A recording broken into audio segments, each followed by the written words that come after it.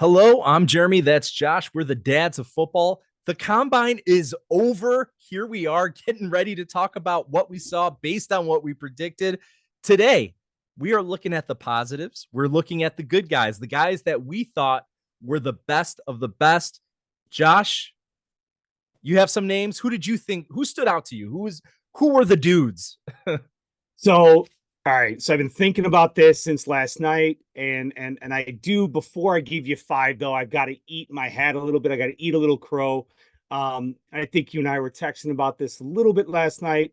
Um, and this is not necessarily this person's winner. I just think the gap closed a little bit for me. Watching JJ McCarthy compete yesterday, um, to me, the top three quarterbacks, Williams, Daniels, and May, by what everyone loves. And you and I don't love May, but to me, I think JJ McCarthy and even Bo Nix to a degree um, proved their ability to make throws on the outside. Particularly both of them, I thought, through the comebacks incredibly well. The deep balls are always sexy and fun, but just the way in which they delivered on the slants and on some of the post corners, I thought were spectacular. And JJ McCarthy in particular, much stronger arm than I thought. I mean, so I'm going to eat a little bit of crow there with that personally. I was out with a Michigan fan last night, and he would not let me live it down. Uh, I'm going to start there, but that's not necessarily a winner. But for me, if I'm going to talk about my first winner, and I found myself falling in love with the tight end groups, and specifically, other than those top three, four, five. There's a guy who's kind of been in that top 10, top 15 range. Jared Wiley out of TCU. Um, Phenomenal hands, which I love to see, right? Whether it's the gauntlet drill, whatever they're working through, receivers, set ends. I love to see what they can do with their hands. And Jared Wiley was smooth. He ran a 4.62. He is a 6'6, 250-pound target. And the thing for me, even more impressive than that 40-yard dash, was that 10-yard split of 162, along with the vertical jump, along with the broad jump, just about 10 feet, along with a three-cone drill of just over 7 seconds. Um, I thought he looked spectacular. And again, I don't know that he makes his way into that top 3, 4, 5. I'm in no way in shape or form implying that. But the guy gets off the ball, and whether it's to get downfield to make a catch, or whether it's to get to the second level to the linebacker, he's proven the ability to block. He's got phenomenal hands. He's of course what we qualify as a hands catcher, and he does a great job with his feet, anyways. But I just thought he was incredibly impressive. So for me, I got to start with Jared Wiley out of TCU, tight end. I thought he was just a lot of fun to watch. Transitioning from there, another guy that I was impressed with. Um, However, I'm going to acknowledge something. I was impressed with him because I thought he was going to be bad. So I don't know if this is a guy who jumps up into the top I'm four. I want to hear who this is so bad. Who did you think was going to be bad? Not necessarily bad, but just someone who I thought there was a little bit of buzz about the guy, and he's clearly a burner. I mean, heck, his 10-yard split was 155, but Ledietrich Griffin out of Mississippi State. Um, Wow. I just had this feeling, and I think we talked about him the other day. I For whatever reason, I was watching and I just didn't think I was going to be impressed. And I was. I was. I mean, his athleticism is off the charts. Um, I found myself thinking how are NFL teams going to use a 5'10" guy who's 181 pounds? And I start thinking, how are they going to use him in the slot? How are they going to use him maybe even in special teams? So again, not a guy that I think is necessarily going to explode up. I think he's still in that 25 to 35 range of receivers, but I still found him fascinating in the way that he moved. So for me, I was impressed. His route running was not fantastic. It was just pure athleticism, a 35.5-inch vertical with a 10-4 broad jump.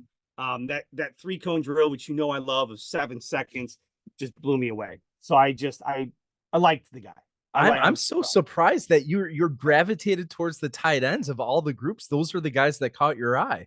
Well, tight end and then now receiver, Yeah, right? yeah, yeah, yeah, And yeah. then My third one, I'm going to go the other side of the ball. And you and I talked about him the other day. For me, he's exactly what I had hoped he would be, exactly who you and I had talked about him being. He is a relatively speaking local guy out of Michigan City, plays for Florida State. Braden Fisk. I mean, you want to talk about a guy, there wasn't anything he did that wasn't impressive. 26-pound bench press, 9'9" broad jump, incredible vertical jump, solid 40-yard dash of 4.78 at 6'4", 292 pounds. Like, I just imagine him being impossible to navigate as a player. It was just fun to watch. It just confirmed it, right? So again, you talk winners and losers. I know I can maybe try to go down on the charts and find a guy who jumped up from 30 up in the top 10. It was just more, he was every bit as athletic as advertised, and I'm excited to see what he does after he's drafted. Next guy, again, I feel like I'm cherry picking, and maybe it's easy, probably borderline lazy, but Adonai Mitchell out of Texas. I mean, holy cow.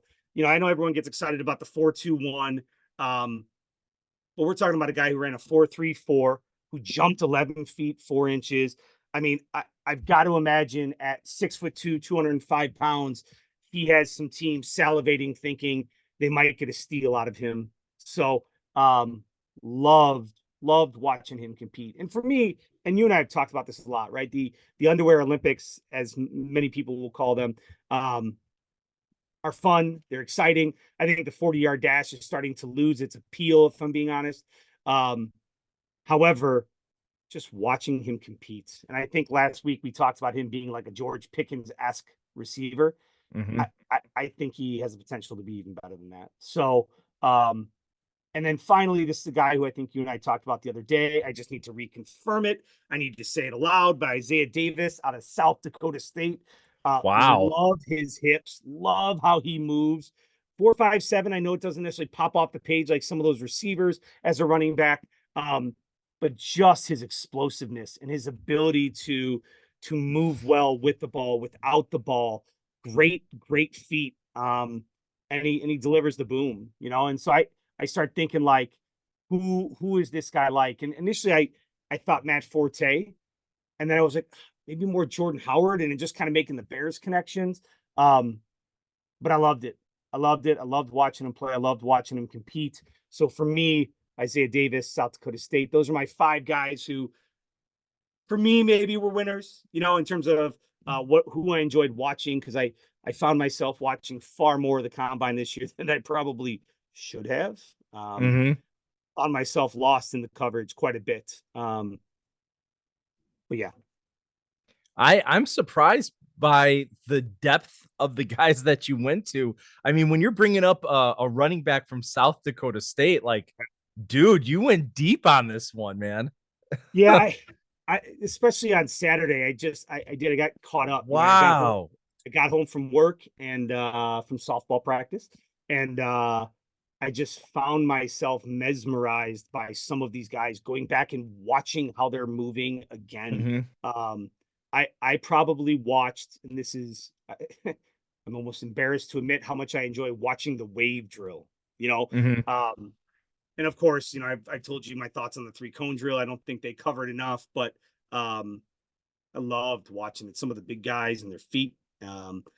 It's amazing. The athleticism that is coming out of college right now is just off the charts all across the board.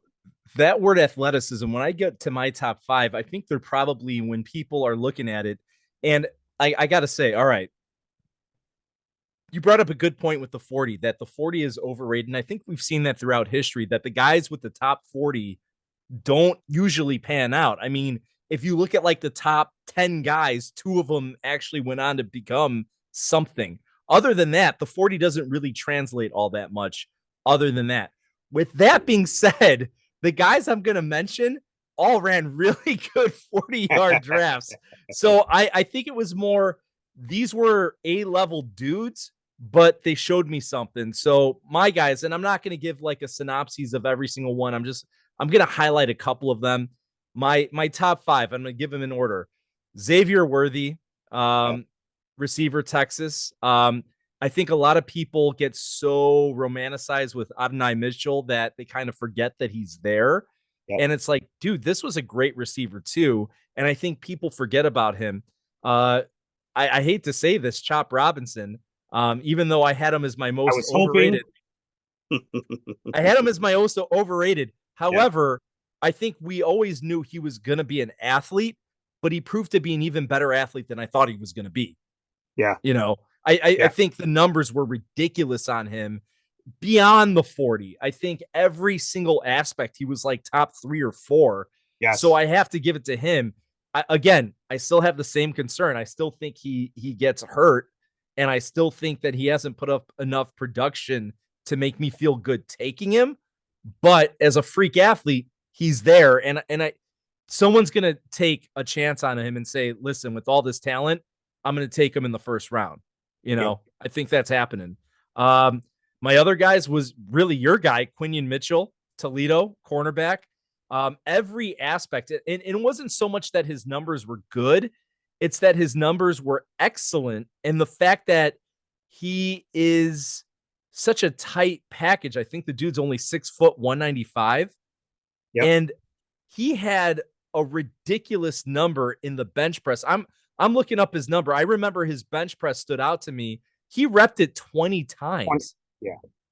I mean, who's 6 foot 195 that reps it 20 times? Like, and then runs a 4.35 40. I mean, who does that? Oh, 4.33. Excuse me. Right. To me, that may be one of the most impressive stat lines. So he wasn't necessarily high on my radar going into it, at least not as high as some of the others. When I see him doing those things, I'm like, geez, all right, this guy is on a different level than everybody else. So Quinion Mitchell was one of my guys. A guy two guys I didn't mention, running backs, Isaac Rorendo and Jalen Wright. So you got the dude from Louisville who I didn't realize was from Wisconsin. I didn't realize he was a transfer. So I had to learn a little bit about him. And Jalen Wright, a guy that was stacked, but I don't think enough people were really putting him in the same type of class as like a Marshawn Lloyd or those type of dudes. Based on the numbers, I mean, you got to give him respect based on what he was doing. Both those guys, I thought, put up ridiculous numbers running. They looked good out of their cuts. They looked like they were in peak position for this. They were ready for this combine. And I would say that each of those guys, those two in particular, they may have boosted themselves up 2 rounds based on what they did. Yeah. So Quinion Mitchell, we talked about the other day or last week. There was just something about the guy, right? The way he moved out. I think on the gauntlet drill for the DBs, I think he stayed at a steady like 18, 19 miles per hour going across the field, catching the ball smooth. And then as soon as he catches that last one and busts up field, he gets to 20 in the blink. So you're talking about like that closing speed that he has. I mean, I think you're identifying it. And those running backs, man, and as you and I have talked about, I don't get caught up in running backs very much anymore. It's becoming a lost art in the NFL, or at the very least in a not as highly valued art, but spectacular. I mean, it was. I've got to drop somebody in here that I became enamored with only based on the sheer athletic and size of this man. Amarius Mims out of Georgia, 6'8", 340. I don't care what he ran in the 40. I don't care about his vertical jump or broad jump. The dude has an 85-inch wingspan. You want to talk about like creating separation on the line. Watching him move and work and see his feet when they had him pulling a little bit, I'm going like, what? Imagine that man coming around the edge. You're not going anywhere. So, well, Josh, I think we named a number of winners. Next video, we're going to talk about some of the losers. But thank you for the knowledge, man. That was above and beyond. I am really blown away with the depth that you had on that one. For those of you watching at home, make sure you like, subscribe, and we will see you next time.